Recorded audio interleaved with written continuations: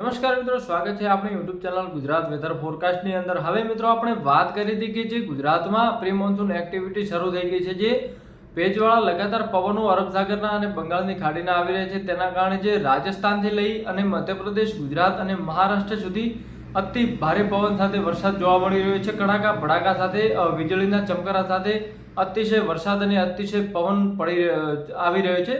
સાથે સાથે જો વાત કરીએ કે જે 1 જૂન હતી, જે રાત્રિના સમયે ગુજરાતમાં જે તોફાની પવનો ફૂંકાણા છે, તે તોફાની પવનોની અંદાજિત સ્પીડ 80 થી 95 કિમી પ્રતિ કલાકની પહોંચી ગઈ હતી, જેના કારણે જાનમાલને ખૂબ નુકસાન થયેલું છે। જો મિત્રો વાત કરીએ જો ખેડૂતોના પાકની, તો ખેડૂતોને મોસ્ટ ઓફલી જે બાજરીનો પાક હતો તે ખેતરોમાં પલળી ગયો છે। સાથે સાથે ઘણા બધા એવા મોટા વૃક્ષો હતા જે ધરાશયી થયા છે, તે જેથી કરીને વીજળી પુરવઠો પણ ખોવરાઈ ગયો છે। અને જે અમુક જે પશુઓમાંથી જે લીમડા અને જે ઝાડની ડાળો પડતા તે પણ મૃત્યુ પામ્યા છે, અને સાથે સાથે પશુ સાથે પક્ષીઓ પણ અતિશય મૃત્યુ પામ્યા છે। તો આ કુદરતનો કાળો કહેર આજે રાત્રિ દરમિયાન ગુજરાતમાં જોવા મળ્યો છે।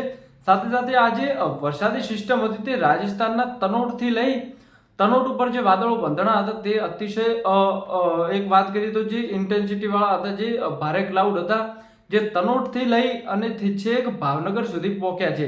તો તમે અંદાજિત જે વિચાર કરી શકો છો કે 800-850 કિલોમીટરનું અંતર કાપ્યું છે આ વાદળો। જે તનોટ રાજસ્થાન ઉપર જે બંધાણા હતા, તે વાદળો ધીરે ધીરે જોધપુર આગળ વધતા જે પાલનપુર સુધીના તમામ વિસ્તારો, સાથે સાથે બનાસકાંઠા થી લઈ અને વાવ-થરાદ, સુઈગામ સુધી, દિયોદર તાલુકાના અને ભાભર તાલુકા, સાથે સાથે આગળ રાધનપુર, સમી, શંખેશ્વર અને ભાવનગર સુધીના તમામ વિસ્તારોમાં કાળો કહેર વરસાવ્યો છે આ વાદળોએ।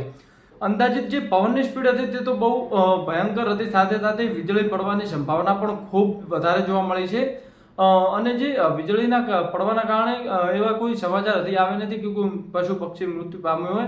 બાકી જે વીજળીના ચમકારા અને જે વીજળી પડવાની જે ઘટના હતી તે બહુ વધી ગઈ છે, કારણ કે ગ્લોબલ વોર્મિંગ જે અતિશય બફારાના કારણે જોવા મળતું હોય છે। જે ખૂબ જ્યારે ગરમી પડતી હોય છે ત્યારે જે વાદળોની હાઈટ હોય છે, જે સૌથી વધુ જતી હોય છે, જે 11 થી 15 કિલોમીટર ઊંચાઈએ વાદળો બંધાતા હોય છે, અને તે અતિશય તોફાની પવનો લાવવામાં મદદરૂપ કરતા હોય છે। સાથે સાથે વીજળી પડવાની સંભાવના પણ તે વાદળોમાં ખૂબ વધી જતી હોય છે।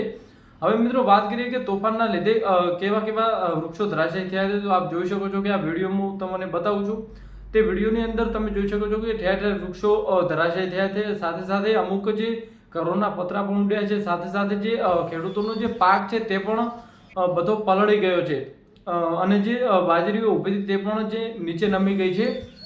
તો આ ખેડૂત માટે એક માઠા સમાચાર છે। અને હજી પણ જે 2 જૂનની રાત્રિ છે તે દરમિયાન પણ ગુજરાતના આવો નવો જે પવન ફૂંકાવાની શક્યતા આપણને જોવા મળી રહી છે। સાથે સાથે હાલ જે તાપમાનની વાત કરીએ તો તાપમાનના કારણે જે પવનો છે જે બદલાતા જોવા મળે છે।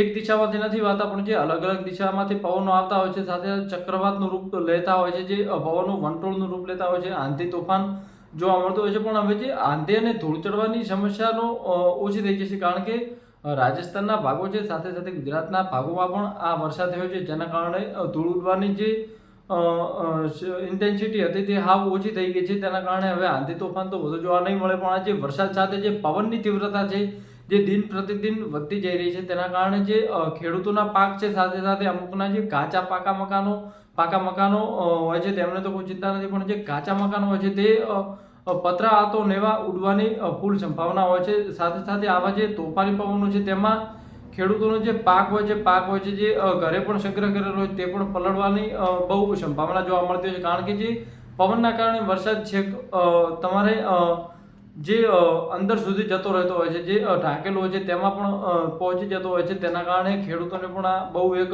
મોટું નુકસાન જોવા મળી રહ્યું છે। સાથે સાથે જે બાગાયતી પાકો કરેલા હતા, જે એમને આંબા વાવેલા હતા, અલગ અલગ જે ફળોના રોપા હતા, તેમના પણ જે ફળ છે જે નીચે પડી ગયા છે, તેના કારણે એક મોટું નુકસાન જોવા મળ્યું છે। તો મિત્રો જે વીજ પુરવઠો પણ ખોવરાઈ ગયો છે અતિશય પવનના કારણે, જે વૃક્ષો થાંભલા ઉપર પડ્યા છે અને તાર તૂટી ગયા છે, તેના કારણે વીજળીનો પુરવઠો પણ ખોવરાઈ ગયો છે। અને અંદાજિત હજી જે 5 જૂન છે તે સુધી જે ગુજરાતના વિસ્તારોમાં અમુક જગ્યાએ ભારે પવન સાથે તોફાન આવી શકે છે, અને તેનાથી થોડુંક સાવચેત રહેવું પણ તમારી જવાબદારી રહેશે, કારણ કે અતિશય ગરમી પડશે, તેના કારણે દિવસ દરમિયાન ગરમી પડશે અને રાત્રિ દરમિયાન આ વાદળો બંધાશે અને આવો કાળો કહેર વરસાવી શકે છે। તો થોડી સાવધાની રાખવા પણ હું તમને અપીલ કરીશ। ધન્યવાદ।